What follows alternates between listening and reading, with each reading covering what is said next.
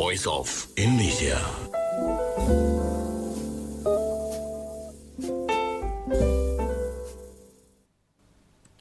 Voice of Indonesia dari Indonesia untuk dunia. Pendengar, berjumpa lagi dalam program Study Abroad Around the World.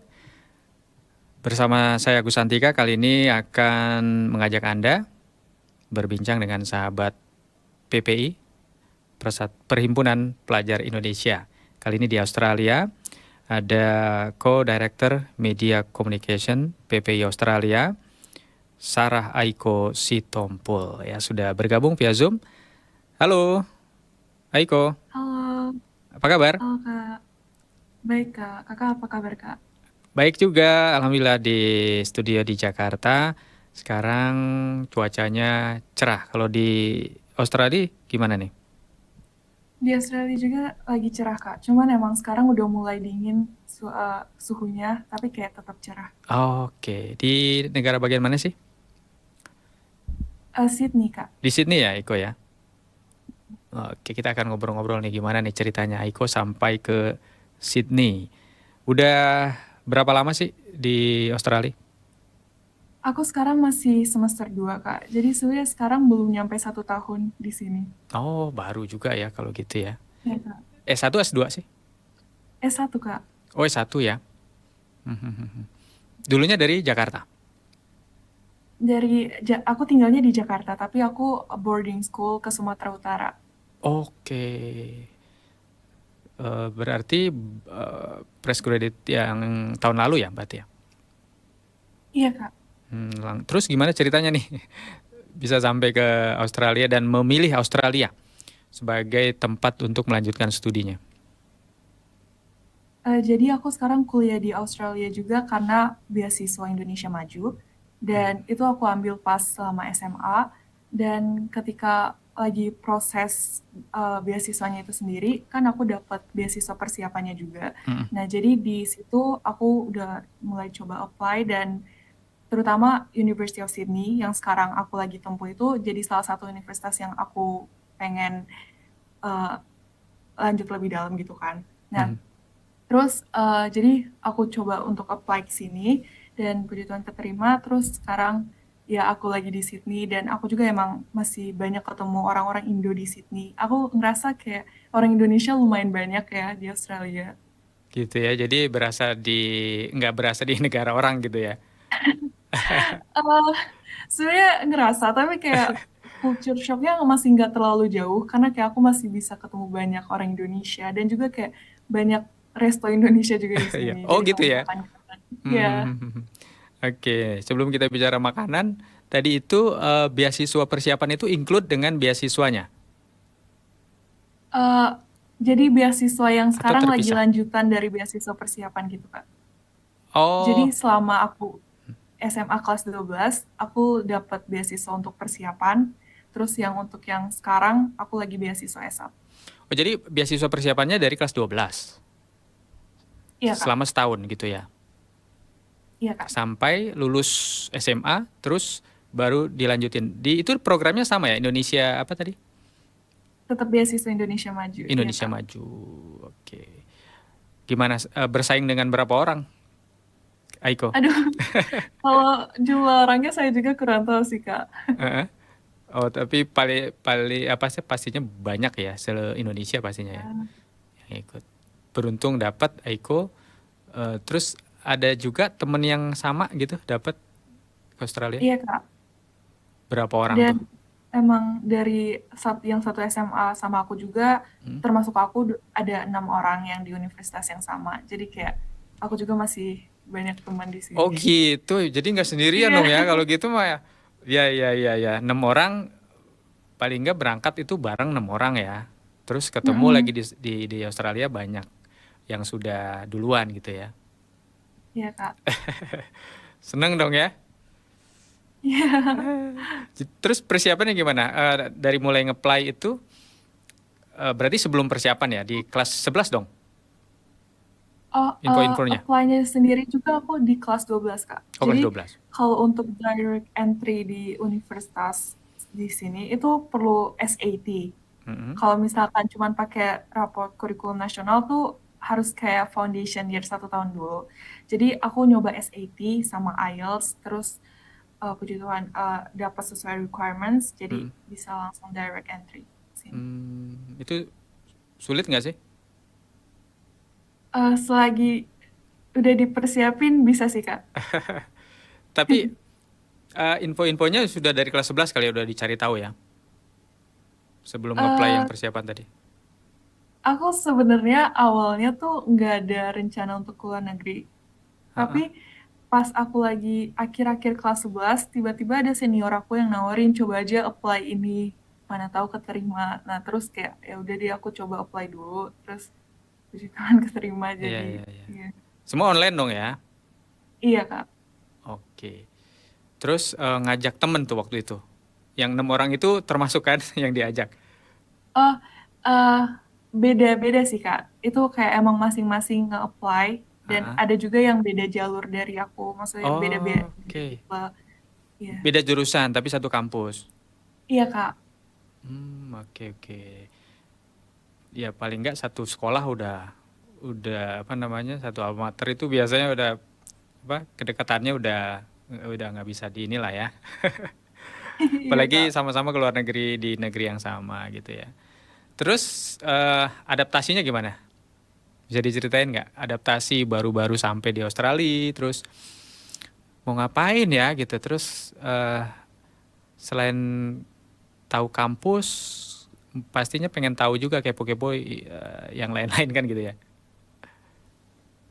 Eh, aku sendiri sejujurnya sampai sekarang aku belum terlalu menjelajahi Sydney terlalu dalam gitu. Kayak emang tujuan aku palingan ke kampus atau palingan jalan-jalan ya cuma sedikit gitu kan. Tapi emang menurut aku yang perlu aku adaptasiin banget itu kampus. Karena kayak mungkin ini juga termasuk yang di dalam negeri, tapi kayak perubahan di antara SMA ke kuliah itu menurut aku jauh banget. Karena di SMA tuh kayak kita lebih dituntun gitu apa yang perlu kita lakuin, Heeh. apa kayak diingetin dan sebagainya. Tapi di kuliah kan emang bener-bener tergantung diri kita sendiri. Kayak gimana kita disiplin Iya, sama iya. apa yang perlu kita kerjain, terus kuliah, ikut kelas dan sebagainya. Jadi di situ sih yang paling Mhm. beda menurut aku. Belum juga karakter orangnya pasti beda ya. Iya. Australia dengan di tanah air kan gitu ya. Terus juga pola-pola apa namanya? Aturan internal kampus juga kan pasti beda gitu ya. Iya. Oh, itu penyesuaian yang lumayan ya, Aiko. Iya. Dan dan kuliah di sini tuh banyak international studentnya juga. Jadi emang kayak kulturnya termasuk lumayan banyak sih menurut aku. Jadi kayak multikultural gitu. Jadi Mhm. emang kayak kita ngomong juga bukan sama native doang, tapi international students dari negara-negara lain juga. Tapi nggak ada kendala dong, Aiko udah lancar ya. Soal ya paling nggak bahasa Inggris ya. Iya, Kak. Oke. Dan itu nggak sulit buat Aiko buat penyesuaiannya. Terus Ya. yang berasa apa kira-kira yang tantangannya ya gede lah ya, yang harus apa nggak di luar ekspektasi lah gitu, ada nggak? Kalau yang sampai di luar ekspektasi sebenarnya nggak ada. Cuman kayak emang kalau misalkan kayak kita jauh dari Indonesia tuh ya jauh dari keluarga juga, kadang homesick gitu kan. Tapi ya untung masih bisa tetap komunikasi gitu kan. Jadi kayak masih bisa Bisa teratasi. video video call atau ngezoom gitu Ya, ya. Eh, tapi kalau culture shock enggak ya. enggak. Itu tadi karena banyak orang Indonesia. Terus ceritanya gimana? Hmm. Selama perkuliahannya nih, ketika pas di awal kan tadi sempet apa shock juga ya, ternyata nggak sama kayak di sekolah SMA gitu, di kampus kok gini gitu. Terus gimana apa ya beradaptasinya itu sampai ke benar-benar bisa ya udah ini udah benar-benar stabil gitu. Kalau aku sih lebih ke nge-push diri sendiri sih untuk lebih tetap kontrol diri, kayak gimana harus tetap terus beradaptasi, kayak terutama untuk pelajarannya, karena emang kalau misalkan udah masuk kuliah kan udah terfokuskan apa yang bakal kita pelajarin. Jadi kayak Mm. lebih ke aku belajar bukan hanya untuk kuliah, tapi untuk ilmunya aku bakal kepake untuk kedepannya. Jadi kayak emang mindset diri sendiri kalau misalkan emang itu perlu untuk dipelajarin gitu. Penting banget itu ya. Ya. Terus tipsnya apa buat teman-teman yang calon mahasiswa di luar negeri ya, terutama yang mungkin mau satu kampus sama Aiko atau beda kampus tapi tetap juga di Australia. Apa tipsnya penyesuaian ketika pas di awal eh, apa masuk kampus terus sampai ke stabil itu apa kira-kira tipsnya buat teman-teman? Kalau menurut aku emang yang pertama butuh banget teman ya, karena emang Ya. itu emotionally support untuk kayak tetap saling memotivasi, saling support gitu. Hmm. Terus emang kayak kita sendiri harus tetap apa ya, menanamkan ke diri kita kalau misalkan kita harus tetap konsen, tetap fokus dengan apa yang ada di tujuan kita sekarang gitu. Oke, nah bicara tentang teman, gimana ceritanya tuh sampai bergabung di PPI?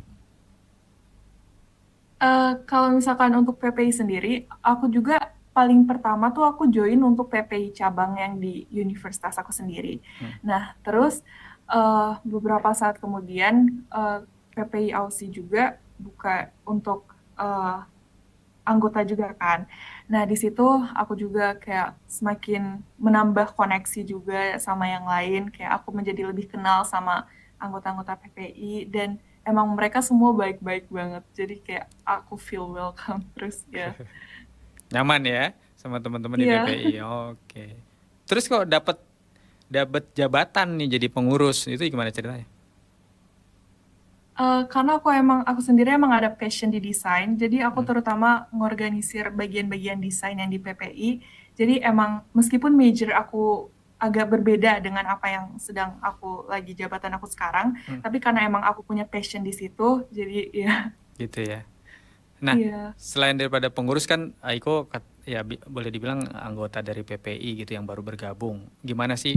Apakah keberadaan organisasi seperti PPI ini membantu nggak memfasilitasi banyak hal gitu? Menurut aku membantu banget, apalagi PPI Australia tuh punya berbagai project kayak aktivitas gitu kan dan itu benar-benar membangun kayak mulai dari soft skill aku juga personal development aku Hmm. dan aku banyak belajar kayak gimana aku bisa mengkomunikasikan diri sendiri, gimana aku bisa kayak team collaboration terus kayak untuk lebih lebih terbuka juga dengan segala sesuatunya. Oke oke. Tapi secara umum kalau Aiko pribadi kan oke ya tadi dari mulai ngeplay atau persiapan terus sampai ke adaptasi juga di sana tidak ada masalah. Kalau teman-teman yang 5 lagi, apakah pernah berbagi pengalaman? Kok aku sulit banget ya gini gini gini apa gimana gitu? Mereka semua juga aman sih Oh Kak. aman, oh aman Iya. ya. Oke oke oke. Nah kalau buat apa ya mahasiswa Indonesia lah, kalau Aiko apa ya nilai begitu, kira-kira kuliah di Australia berat nggak untuk orang Menurut Indonesia? aku Hmm. Menurut aku enggak terlalu sih Kak. Eh, Selagi kayak kita emang bisa ngikutin Hmm. kayak requirement bahasanya, itu selagi ada motivasi dari diri kita nggak akan terlalu berat untuk mengikuti kuliahnya. Oke oke. Kalau misalnya peluang buat karir ke depannya orang-orang Indonesia nih berkuliah di Australia itu menjanjikan nggak? Kalau untuk karir ke depan, eh, aku masih bingung sih untuk menjawab ini. Karena menurut aku kayak lapangan kerja kan emang tergantung kita sendiri ya. Kayak gimana kita mau terus push diri kita untuk Ya apply ya meskipun gagal berkali-kali. ya Jadi kayak ya, itu ya. emang Kali iya. aja udah diskusi gitu sama senior-senior di sana yang udah lama kan bisa melihat peluangnya lebih gede gitu ya ketimbang yang Eko kan baru semester 2 gitu ya. Ada nggak Iya. misalnya teman-teman di PPI yang udah senior gitu kalau di sini itu ya mungkin peluangnya besar buat karir ke depan setelah lulus atau gimana? Kalau itu sebenarnya aku masih kurang tahu Kak. Cuman Hmm. aku juga emang abis kuliah emang balik ke Indonesia lagi kan karena pengabdian. Oh emang Jadi kalau kewajibannya harus gitu ya iya di program karena Indonesia Maju itu ya? beasiswa. Iya. Oh oke. Tapi ada teman-teman juga mungkin di sana yang orang Indonesia yang boleh nggak pulang ke Indonesia gitu ya. Iya. Kalau Aiko yang sama yang 5 yang lain itu harus pulang semua. Iya, Oh gitu ya. Oke, jadi tapi nggak masalah kan ya? Artinya memang udah komit gak ya? masalah. Iya. Udah komitmen. Oke. Nah, gimana nih melihat organisasi tadi kan penting ya menurut Aiko kedepannya dengan bergabung Aiko di organisasi PPI mau Aiko buat seperti apa organisasi itu dan tentu tergantung sama Aiko dan juga teman-teman di PPI kan itu. Kalau pemikiran Aiko sendiri gimana nih?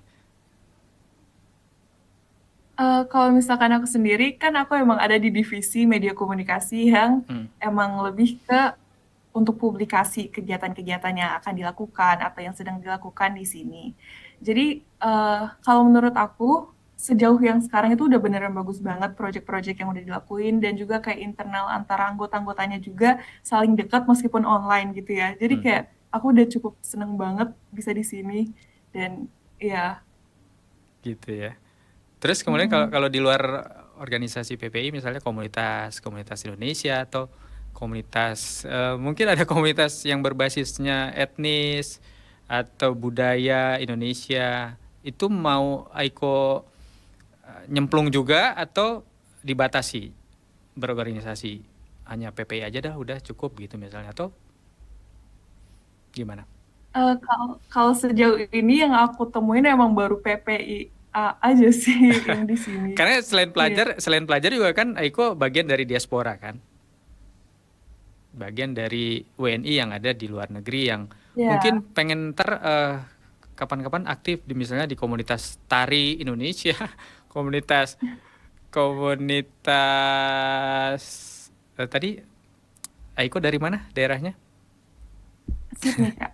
Bukan Indonesia, domisilinya. Oh, Jakarta, Jakarta. Misalnya komunitas Jakarta yang ada di Sydney misalnya gitu. Gimana tuh?